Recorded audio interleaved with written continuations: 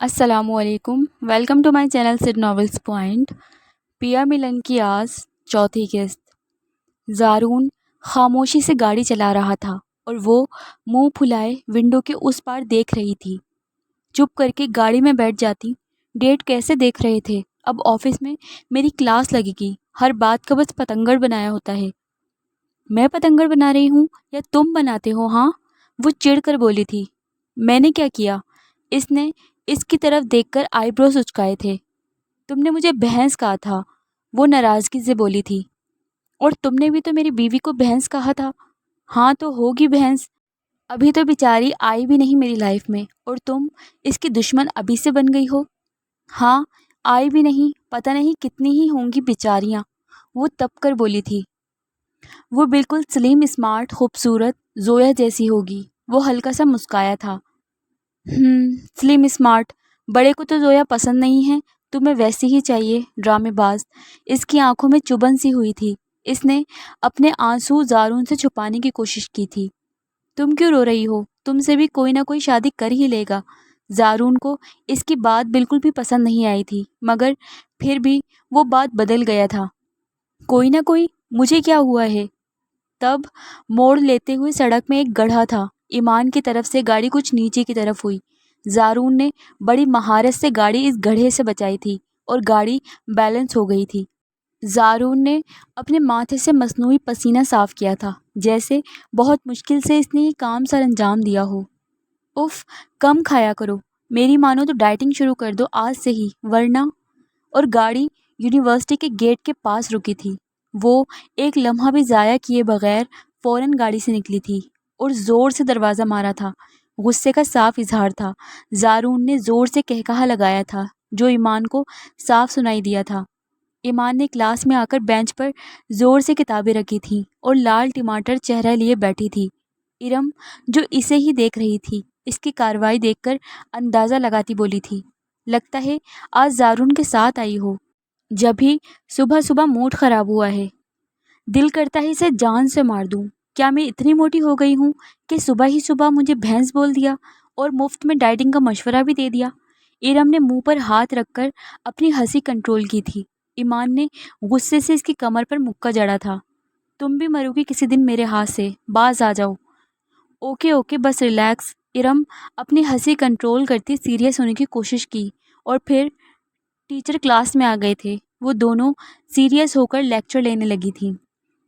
زارون office میں آیا تو سب ورکرز اسے گڈ مارننگ کہنے لگے تھے اور وہ ہاتھ ہلاتا اپنے آفس کی طرف بڑھ گیا تھا۔ عالم صاحب کے پی اے نے اسے عالم صاحب کا پیغام دیا تھا۔ اب ڈیڈ کے لیکچرز سننے پڑیں گے۔ وہ جھنجھلاتا اٹھا تھا۔ ڈور پر نوک کر کے زارون اندر آیا تھا۔ عالم صاحب نے فائل کا معائنہ کرنے میں مصروف تھے۔ زارون کو دیکھتے ہی اپنی اینک اتار کر انہوں نے ٹیبل پر رکھی اور فائل بند کی تھی۔ اب پوری طرح زارون کی طرف متوجہ تھے۔ زارون بھی دونوں ہاتھ پاکٹ میں ڈالے نظر جھکائے کھڑا تھا۔ یہ سب کیا ہے زارون؟ کیوں بچی کو تنگ کرتے رہتے ہو؟ ڈیڈ، میں اسے تنگ نہیں کر رہا تھا، بلکہ اسے گاڑی میں بیٹھنے کا بول رہا تھا اور اس محترمہ نے ضد لگائی ہوئی تھی کہ نہیں بیٹھنا۔ ہاں تو پہلے بھی تو تم نے اس کا مذاق اڑایا تھا نا؟ ڈیڈ بس آپ اپنی بھتیجی کی سائڈ لیا کریں، کبھی میرے ڈیڈ بن کر بھی سوچا کریں۔ زارون کو جیلسی ہوئی تھی۔ تمہارا باپ زندہ ہے مگر ان بچیوں کا نہیں، وہ میری بھتیجیاں نہیں، میری بچیاں ہیں۔ یہی مسئلہ روحان کا ہے، وہ بھی یہی شکایت کرتا رہتا ہے کہ میں اس کا باپ بن کر نہیں سوچتا۔ 4 سال ہو گئے ہیں اس نافرمان کو گئے ہوئے، آنے کا نام ہی نہیں لیتا۔ اب تو اس نے صاف جواب دے دیا ہے، وہ مجھے سخت فیصلہ کرنے پر مجبور کر رہا ہے۔ اگر اس نے زویا کو چھوڑنا ہے تو پھر میں یہی سمجھوں گا کہ میرا بھی بس ایک ہی بیٹا ہے۔ آخری بات کہتے ہوئے ان کا لہجہ سخت ہوا تھا۔ ڈیڈ، آپ نے نکاح کے وقت بھی اسے یہی دھمکی دی تھی۔ دادا جی کی ضد کی وجہ سے آج ہمیں یہ دن دیکھنا پڑ رہا ہے۔ اگر اس وقت روحان پر پریشر نہ ڈالا جاتا تو آج ایسا وہ نہ کر رہا ہوتا۔ اسے بھائی کے لیے اپنے ڈیڈ کے یہ الفاظ بالکل پسند نہیں آئے تھے۔ بھائی سے دوری اس سے بھی برداشت نہیں تھی۔ تمہارا کیا مطلب ہے؟ اب وہ ہم سے ہمارے کیے کا بدلہ لے گا؟ مجھے سب پتہ ہے کہ وہ وہاں کسی لڑکی کے ساتھ چکر چلا رہا ہے۔ ڈیڈ، آپ روحان کی جاسوسی کر رہے ہیں؟ زارون کو حیرت ہوئی تھی۔ اپنے باپ کے انکشاف پر اور اپنی طرف سے جاسوسی کا تیر پھینکا تھا جو نشانے پر لگا تھا۔ ہاں، کروا رہا ہوں جاسوسی، ہے کوئی جاننے والا میرا وہاں، اس نے بتایا تھا، اور میں نے بھی اپنے طور پر سب پتہ کروایا ہے، اور میرا شک درست ثابت ہوا ہے۔ مجھے روحان سے یہ امید نہیں تھی، بیوی کے ہوتے ہوئے وہ کسی اور لڑکی کے ساتھ۔ اف، انہوں نے سر اپنے ہاتھوں پر گرایا تھا، وہ اولاد کے ہاتھوں تھک چکے تھے۔ ڈیڈ، زارون پریشان سا ہوا تھا اور عالم صاحب کی جانب بڑھا تھا، مگر انہوں نے اسے ہاتھ سے روک دیا۔ تمہیں روحان کے بارے میں سب علم تھا؟ وہ ہلکی مگر سخت لہجے میں بولے تھے۔ سچ سچ بتاؤ مجھے زارون، انہوں نے دانت پیسے تھے۔ یس ڈیڈ، مجھے روحان نے بتایا تھا، وہ اسی سے شادی بھی کرنا چاہتا ہے۔ چلے جاؤ یہاں سے۔ مگر dad, get lost. Sorry dad, وہ شرمندہ سا ہوا تھا۔ 10 منٹ بعد میٹنگ ہے، جاؤ تیاری کرو، وہ مصروف سے انداز میں فائل کھولتے بولے تھے۔ اب دھیان سارا فائل کی طرف تھا، وہ جانے لگا تھا۔ گیٹ کے پاس پہنچا تو پھر عالم صاحب کی آواز پر رکا۔ ٹائم سے ایمان بیٹی کو یونیورسٹی لینے پہنچ جانا۔ ایک تو ان کی یہ چہیتی لے کر بیٹھ گئی ہے، وہ بس سوچ ہی سکا تھا۔ اوکے ڈیڈ، کہتا وہ وہاں سے چلا گیا تھا۔ چھٹی ٹائم وہ دونوں کسی بات پر ہنستی ہوئی یونیورسٹی کے گیٹ سے باہر آ رہی تھی جب ان دونوں کی نظر زارون پر پڑی تھی، اور ایمان کی ہنسی کو بریک لگی تھی۔ اس کے منہ کے زاویے بگڑے تھے۔ اف، یہ پھر آ گیا پکانے، ایمان نے آہستہ آواز میں اسے دیکھتے ہوئے کہا تھا۔ بائے بائے، میں تو چلی، اب آگے تم جانو یا وہ۔ ارم ہاتھ ہلاتی وہاں سے چلی گئی تھی۔ زارون اپنی بلیک کار کے ساتھ ٹیک لگائے کھڑا تھا اور موبائل پر اسکرولنگ کر رہا تھا۔ ماتھے پر سیاہ بکھرے بال سے وہ بہت پرکشش نظر آ رہا تھا، ہر آنے جانے والی لڑکی کی توجہ کا مرکز بنا ہوا تھا۔ وہ اسی یونیورسٹی کا پڑھا ہوا تھا، زیادہ تر تو اسے جانتی تھی۔ وہ اس یونیورسٹی کی اکثر لڑکیوں کا کرش بھی تھا، کچھ تو اسے دیکھ کر ہاتھ ہلاتی ہائی بھی کرتی جا رہی تھی۔ زارون بھی جواب میں مسکرا کر ہاتھ ہلا دیتا۔ ایمان چپ چاپ اس کے پاس آئی تھی۔ اسے دیکھتے ہی زارون نے موبائل پاکٹ میں ڈالا تھا۔ آئیے محترمہ، تشریف رکھیے۔ فرنٹ سیٹ کا دروازہ کھول کر اسے مؤدبانہ انداز میں بیٹھنے کا کہا۔ وہ بنا کچھ بولے اسے تعجب سے دیکھتی آگے بیٹھ گئی تھی، اور زارون نے آرام سے دروازہ بند کیا تھا اور جلدی سے آ کر فرنٹ سیٹ پر بیٹھا تھا۔ اس کو یوں گاڑی میں بٹھانے کا منظر ارم نے بھی دیکھا تھا اور مسکرا کر اپنی گاڑی میں بیٹھ گئی۔ زارون چپ چاپ گاڑی چلا رہا تھا اور ایمان بھی چپ ہی رہی تھی۔ جب گاڑی گھر کے دروازے سے اندر داخل ہوئی، اس سے پہلے کہ ایمان اترتی، زارون نے جلدی سے اتر کر ایمان کی طرف کا دروازہ کھولا تھا۔ ایسے کیا دیکھ رہی ہو، جلدی سے اترو نیچے۔ ایمان اتر گئی تھی۔ زارون نے پھر آرام سے دروازہ بند کیا تھا۔ ایمان ابھی بھی کھڑی سے ہی گھور رہی تھی کہ اسے کیا ہوا ہے۔ ہائے میری گاڑی، کتنی زور سے صبح تمہیں لگی ہوگی نا، کتنی زور سے تمہیں مار کر دروازہ بند کیا گیا تھا، اور ٹائر بیچارے تمہاری پھر سے ہوا نکل گئی۔ زارون بڑے پیار سے گاڑی پر ہاتھ رکھ کر بات کر رہا تھا۔ ایمان کا اسے یوں اس کے لیے گاڑی کا دروازہ کھولنا اور بند کرنا سمجھ آیا تھا۔ غصے سے اس نے اس کا بازو پکڑ کر دونوں ہاتھوں سے پکڑ کر اپنے سامنے کیا تھا۔ یو ایڈیٹ، بھاڑ میں جاؤ تم، اور بھاڑ میں تمہاری کار۔ ماما ماما، ابھی زارون کچھ بولتا ہی کہ زویا کے چیخنے کی آواز آئی اور دونوں ایک ساتھ اندر کی طرف بھاگے تھے۔ زویا اپنی ماں کے پاس بیٹھی زور زور سے چیخ کر انہیں ہلا رہی تھی۔ سفینہ اپنے بستر پر بے ہوش پڑی تھی۔ زارون پہلے کمرے میں پہنچا تھا۔ کیا ہوا زویا؟ پھر نظر سفینہ پر پڑی تھی۔ چاچی چاچی اٹھیں، زارون نے ان کی گال تھپتھپائی تھی، مگر وہ بے سوس سی تھیں۔ پھر جلدی سے انہیں اٹھایا اور گاڑی کی طرف بڑھا تھا۔ ساتھ ساتھ زویا اور ایمان بھی روتی ہوئی اس کے پیچھے آئی تھیں۔ سیما بھی باہر نکلی تھی۔ سفینہ کو بے ہوش دیکھ کر وہ بھی گھبرا گئی تھی۔ کیا ہوا ہے؟ ماما، میں چاچی کو ہاسپٹل لے کر جا رہا ہوں، آپ ان کو سنبھالیں۔ نہیں، مجھے بھی ساتھ جانا ہے، دونوں نے ایک ساتھ بولا تھا۔ ڈاکٹر نے انہیں فوراً ایڈمٹ کر لیا تھا اور ٹریٹمنٹ دینا شروع کر دیا تھا۔ ڈاکٹر کا کہنا تھا کہ ان کا بی پی شوٹ ہو گیا ہے، نارمل نہیں ہو رہا۔ ایمان اور زویا دونوں بس روئی جا رہی تھیں۔ زارون ان کے پاس کھڑا تھا، کتنی بے بس لگ رہی تھیں وہ دونوں۔ اتنے میں ڈاکٹر ان کے پاس آیا تھا۔ اب وہ خطرے سے باہر ہیں، شکر کریں کہ آپ انہیں وقت پر لے آئے تھے۔ ایک رات انہیں یہاں رکھا جائے گا، پھر صبح آپ انہیں لے جا سکتے ہیں۔ تھینکس ڈاکٹر، کیا اب ہم ان سے مل سکتے ہیں؟ زارون نے کہا۔ نہیں ابھی نہیں، وہ جب ہوش میں آئیں گی تب تک ابھی ہم انہیں اجازت نہیں دیں گے۔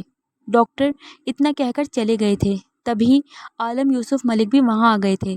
رات کے 10 بج چکے تھے۔ ڈیڈ، آپ ان دونوں کو لے کر یہاں سے جائیں، ابھی میں ہوں یہاں چاچی کے ساتھ۔ تم ٹھیک کہہ رہے ہو زارون، چلو بچوں گھر چلیں اب، یہاں تم دونوں کا رہنا ٹھیک نہیں ہے۔ نہیں میں نہیں جاؤں گی ماما کو چھوڑ کر، زویا نے کہا۔ پھر ایمان بھی بولی، تایا ابو میں بھی نہیں جاؤں گی۔ دونوں نے جانے سے صاف منع کیا تھا۔ بچوں ضد نہیں کرتے، چلو، انہوں نے پیار سے کہا تھا۔ تایا ابو آپ ایمان کو لے جائیں، میں ماما کے پاس رکوں گی۔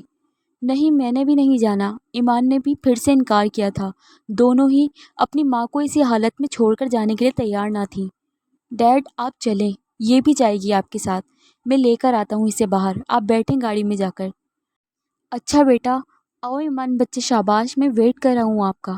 اتنا کہتے ہی عالم صاحب باہر چلے گئے تھے۔ چلو ایمان شاباش، ضد نہیں کرتے، چاچی بالکل ٹھیک ہیں، صبح وہ گھر آ جائیں گی۔ زارون نے پیار سے اس کا بازو پکڑا اسے باہر لے جانے کے لیے۔ نہیں زارون، ماما کو میری ضرورت ہے، مجھے ان کے ساتھ رہنا ہے، مجھے کہیں نہیں جانا پلیز۔ ایمان روتے ہوئے بچوں کی طرح ضد کر رہی تھی۔ ایمان تم گھر جاؤ، ماما اب ٹھیک ہیں، زویا نے بھی اسے سمجھایا تھا۔ زارون اس کا بازو پکڑے باہر لے آیا اور پھر گاڑی کا دروازہ کھول کر اسے بٹھایا تھا۔ عالم صاحب نے ڈرائیور کو گاڑی چلانے کا کہا۔ کافی وقت گزر چکا تھا، وہ دونوں بینچ پر بیٹھے ہوئے تھے۔ زویا نے سر پر اچھی طرح سے دوپٹہ اوڑھا ہوا تھا، جو صورتیں اسے حفظ تھیں وہ سب پڑھ رہی تھی۔ زارون نے پاکٹ سے موبائل نکالا تو کافی ساری مسڈ کالز آئی ہوئی تھیں۔ وہ اٹھ کر سائڈ پر آ گیا۔ زویا کو بے چینی سی ہو رہی تھی، اس کا اپنی ماں سے ملنے کا دل چاہ رہا تھا۔ اس نے ادھر ادھر زارون کو دیکھا تھا۔ زارون نے جب موبائل چیک کیا تو روحان کی مسڈ کال دیکھ کر اس سے بات کرنے کے لیے وہ سائڈ پر آ گیا۔ دوسری رنگ پر ہی فون ریسیو کر لیا گیا تھا۔ السلام علیکم۔ وعلیکم السلام، یار کہاں تھے؟ کب سے کال کر رہا ہوں، فون کیوں نہیں اٹھا رہے تھے؟ روحان نے کہا تھا۔ وہ بھائی میں بزی تھا اس لیے میں نے نہیں دیکھا، زارون نے ماتھا مسلتے ہوئے کہا تھا۔ کہاں بزی تھا میرا بھائی؟ وہ میں زارون ابھی کچھ بولتا کہ زویا اس کے پیچھے آ کھڑی ہوئی تھی اور بولنے لگی۔ زارون میں جاؤں اندر؟ زویا نے کہا تو زارون کی آواز سن کر اس کی طرف مڑا تھا۔ زویا کی آواز فون سے ہوتی ہوئی روحان کے کانوں سے بھی ٹکرائی تھی۔ 1 منٹ لگا تھا اسے یہ آواز پہچاننے میں۔ نہیں ابھی نہیں، تم جاؤ بیٹھو میں آتا ہوں۔ زارون نے فون کو کان سے ہٹا کر اسے جانے کا کہا، لیکن زارون میں زویا پھر سے بولی تھی اور روحان کے کانوں میں پھر سے اس کی آواز گونجی تھی۔ میں آ رہا ہوں، فون پر کچھ ضروری بات کر رہا ہوں۔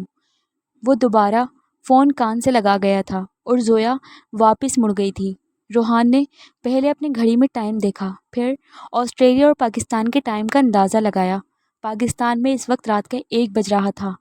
ہیلو، زارون روحان کو خاموش پا کر پھر سے بولا۔ یہ کون تھی اس وقت؟ کس کی آواز ابھی میں نے سنی؟ زارون خاموش رہا، اسے اپنے بھائی سے اس سوال کی امید نہیں تھی۔ میرے ساتھ اس وقت کوئی بھی ہو، آپ کو کیا فرق پڑتا ہے؟ فرق پڑتا ہے، اس وقت رات کا 1 بج رہا ہے۔ زویا اس وقت تمہارے ساتھ کیا کر رہی ہے؟ روحان تو غصے میں جیسے ہوش کو بیٹھا تھا اور اپنے بھائی سے بغیر سوچے سمجھے کیا کچھ کہہ گیا تھا۔ ہاں تو یہی کہہ رہا ہوں نا، کوئی بھی ہو، زویا یا کوئی اور، ایک ہی برابر ہے، وہ بڑے تحمل سے بولا تھا۔ زویا میری بیوی ہے۔ نہیں، آپ تو نہیں مانتے اسے بیوی، پھر اس کا میرے ساتھ ہونے سے آپ کو کیا اعتراض؟ شٹ اپ زارون، روحان کا پارا مزید ہائی ہوا۔ اس وقت رات کے 1 بجے میں آپ کی بیوی کے ساتھ اسپتال میں موجود ہوں۔ ان کی ماں کی حالت کافی خراب ہے اور وہ ایڈمٹ ہیں۔ رات کو ان کو میں یہاں اکیلا نہیں چھوڑ سکتا تھا، آفٹر آل میرے بھائی کی بھی کچھ لگتی ہیں، اس لیے میں ان کے ساتھ یہاں۔ سر آپ کے پیشنٹ کو ہوش آ گیا ہے، ایک نرس زارون کے پاس آ کر بولی تھی۔ اس نرس کی آواز روحان نے بھی سنی تھی۔ اوکے ہم لوگ آتے ہیں، آپ جائیں۔ زارون کو بہت برا لگا تھا روحان کا یوں اس پر شک کرنا، اس لیے بڑے تحمل سے اس نے روحان کا طنزیہ سا جواب دیا اور فون کٹ کر کے پاکٹ میں ڈال کر زویا کی طرف بڑھ گیا تھا۔ ہیلو، زارون فون کٹ کر چکا تھا۔ یہ میں نے کیا کہہ دیا زارون سے، وہ کیا سوچے گا میرے بارے میں؟ روحان آفس میں بیٹھا تھا، وہ ابھی آیا تھا۔ پھر زارون سے بات ہوئی، مگر اب جو ہو چکا تھا وہ اس کو لے کر ڈسٹرب تھا۔ آسٹریلیا میں اس وقت صبح کے 7:30 بجے تھے، تبھی آفس میں وقار کی انٹری ہوئی تھی۔ اسے پریشان دیکھ کر وہ اس کے سامنے کرسی پر آ بیٹھا تھا۔ کیا ہوا ہے؟ کیوں صبح صبح ٹینشن میں پڑے ہوئے ہو؟ وکی یار، تو اس وقت میرے کیبن میں؟ خیریت؟ ہاں میری چھوڑ، تو اپنا بتا، تیرا منہ کیوں سوجا ہوا ہے؟ کچھ پریشان سا ہے؟ کچھ نہیں، بس ویسے ہی۔ ویسے تو نہیں ہے، کچھ ہے، بتا بھی دو یار اب۔ بس یار زارون سے کچھ نوک جھوک ہو گئی ہے، وہ ناراض ہو گیا ہے مجھ سے، غلطی بھی میری ہی ہے، میں ہی اس سے روڈ ہو گیا تھا، اصل بات وہ چھپا گیا تھا۔ یار تو پاکستان کیوں نہیں چلا جاتا؟ اپنے گھر والوں کو بھی بے سکون کیا ہوا ہے۔ وکی نے ہمیشہ سے کی جانے والی بات پھر سے دہرائی تھی۔ ہاں چلا جاؤں گا، جب ڈیڈ میری بات مان لیں گے، اس سے میری جان چھڑوا دیں گے۔ اچھا، تو نے اپنے ڈیڈ کو اس آفت کے بارے میں بتایا ہے جو تو ادھر لے کر گھوم رہا ہے؟ نہیں یار، یہی بات تو میں انہیں بتا نہیں پا رہا، پتہ نہیں ان کا کیا ری ایکشن ہوگا ماریا کو لے کر۔ یہی تو روحان کی پریشانی تھی۔ ہائی گائز، ماریا کی انٹری ہوئی تھی اور وہ ہاتھ لہراتی ہوئی اندر آئی تھی۔ لو بھائی، آ گئی آفت، وکی نے ہلکی سی آواز میں کہا تھا، جو صرف روحان نے سنا تھا۔ اور اس نے اسے آنکھیں دکھائیں تو وکی نے اسے بتی سی دکھائی تھی۔